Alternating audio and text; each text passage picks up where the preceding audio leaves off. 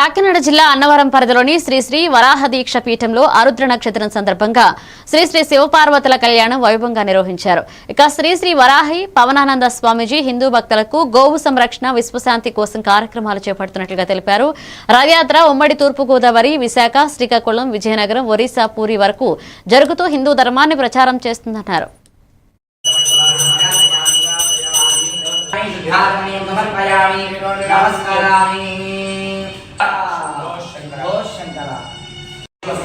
ఆరోగ్యమస్తు స్వస్తిమంగళమస్తు కర్మ సమృద్ధిరస్తు పుత్ర సమృద్ధిరస్తు.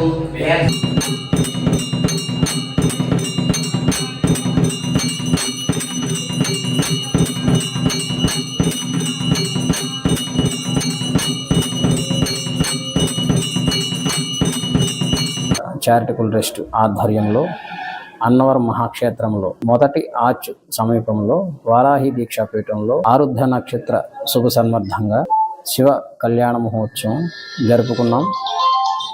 అందులో భాగంగా లోకా సమస్త సుఖినో భవంతు, ధర్మో రక్షతి రక్షితః.